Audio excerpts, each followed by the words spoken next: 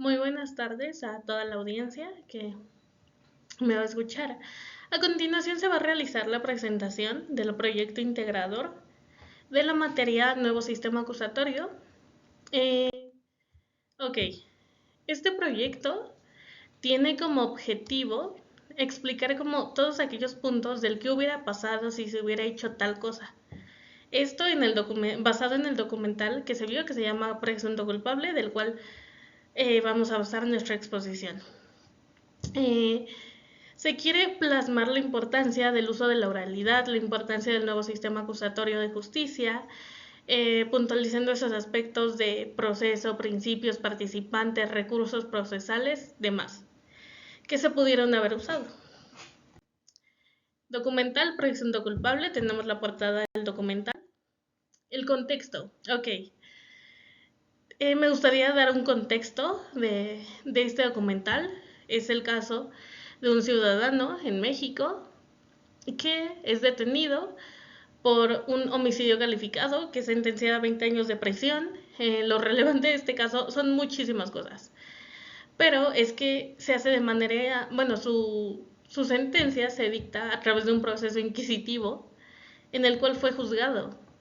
Y existen muchísimas inconsistencias, cosas que no son claras, el después, el antes, el después, el durante de su proceso, el papel que tomaron las autoridades, que no era el que les correspondía muchas veces, el uso de poder que tuvieron de forma irracional para este caso. En este caso vemos un sistema de justicia muy feo, muy decayente, puesto que vemos cómo Antonio no tenía ni idea de qué había hecho en el momento en el que lo detienen. Ya cuando lo detienen y él lo cuenta, nunca se le explica por qué va detenido, nunca se le explican sus derechos, nunca tiene esa ayuda de ese defensor profesional. Todos los abogados le daban falsas esperanzas. O sea, nunca fue consciente de lo que le estaba pasando, del proceso que estaba pasando, qué iba a pasar, hasta el momento en el que dicen de su sentencia de 20 años sin él haber cometido nada. Recordemos que el sistema inquisitivo se origina hace muchísimos años, muchos siglos, y tiene características muy importantes, como que la acción penal es de naturaleza pública, no existe distinción en las personas del sujeto procesal, el juez acusa, defiende y juzga. Se limita la defensa particular del imputado, ya que el juez toma ese papel, y lo vemos claramente en el caso de Antonio, puesto que el juez limitaba muchísimo al abogado al hacerle preguntas, en ese caso a Ricardo, me parece que se llama, el único testigo acusatorio, que lo limitaba. En cada punto que tenía le decía, no, pero esto tú no lo puedes hacer, no, esto tampoco se puede preguntar. Lo vemos claramente. También las pruebas se entregaban sin consentimiento de las personas. La sentencia, perdón, es dictada por el mismo juez con la posibilidad de ser impugnada. Por otra parte, el imputado, y esto es muy importante, el imputado permanece en prisión preventiva hasta dictar sentencia.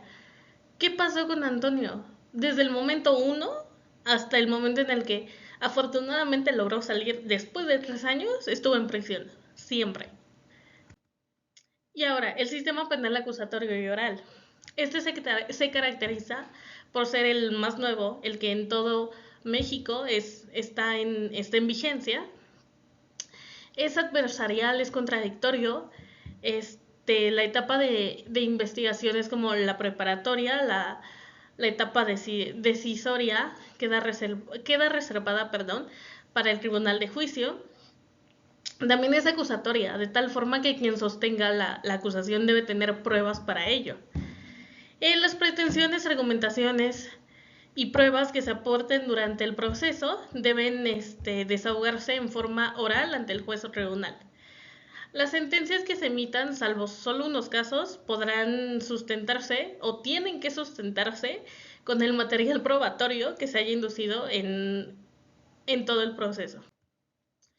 Sistema penal acusatorio y oral tiene ciertas características importantes, que es la presunción de inocencia, que debe haber una defensa técnica y la inviolabilidad de la defensa, la igualdad ante la ley de las partes, la objetividad y el deber de decidir, la legalidad de la prueba y la justicia restaurativa.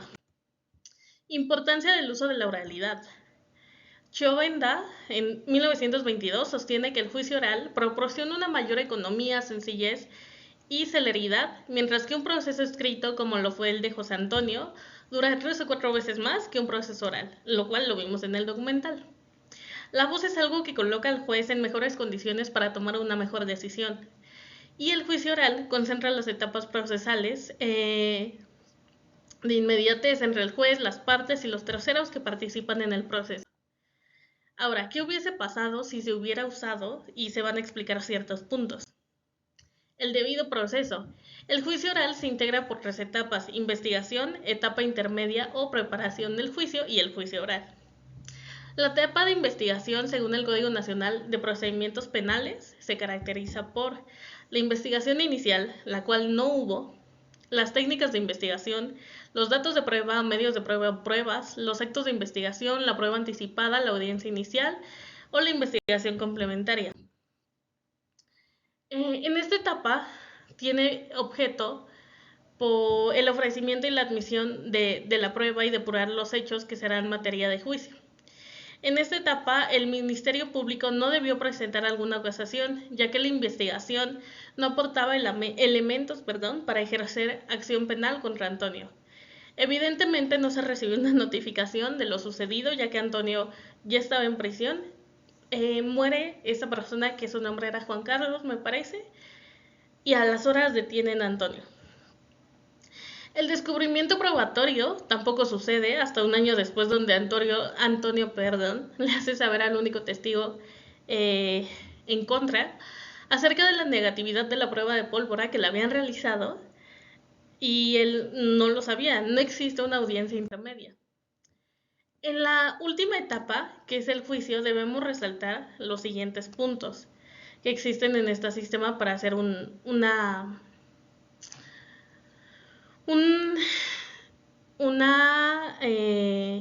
comparación. Se aseguran los principios de inmediación, publicidad, concentración, igualdad, contradicción y continuidad. Los jueces que intervinieron en alguna etapa del procedimiento no pueden fungir como tribunal de enjuiciamiento, cosa que pasó, porque el mismo juez que por primera vez lo dicta a 20 años, lo hace una segunda ocasión igualmente por 20 años.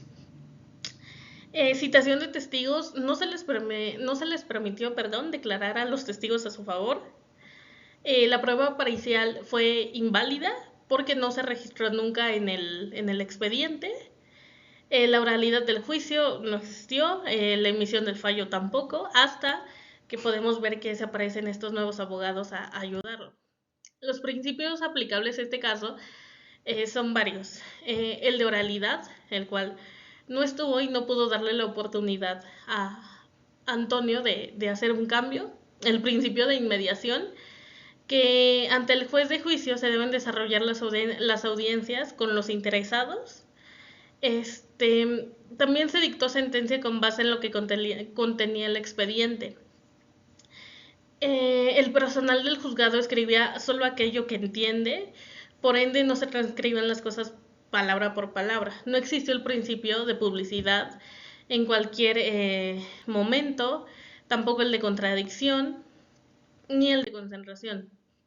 Los participantes actualmente en un juicio de estos es la víctima o ofendido, el asesor jurídico, el imputado, el abogado defensor, la policía, el Ministerio Público, el juez de control, el juez oral y el juez que emite las sentencias o las sanciones. Los recursos procesales que se pudieron haber usado es el de apelación, puesto que la resolución que se había dado no iba conforme a la ley y se alteraron muchísimas cosas, y también el de revocación, que fue ya que el juez decidió esto sin una buena sustentación de todo el proceso que hubo antes. ¿Qué tan importante hubiese sido que José Antonio hubiera sido juzgado en el nuevo sistema acusatorio? Esto yo lo puedo resumir de una manera muy breve, y es que no hubiera pasado 3 años de su vida en la cárcel. porque al ser una persona inocente no hay manera de que recupere esos 3 años de su vida.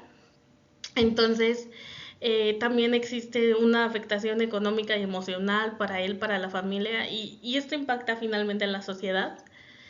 Eh, y Antonio no hubiese enfrentado un proceso tan largo, democrático e injusto. Conclusión, es sumamente importante este nuevo sistema de justicia, pues como lo veíamos en el documental, lo que abunda era la presunción de culpa. Actualmente ahora abunda la presunción de inocencia, pero esto es un arma de doble filo, pues también ahora hay mucha gente culpable, pero que sigue en las calles. ¿Por qué? Porque no hay pruebas suficientes para poder detenerla.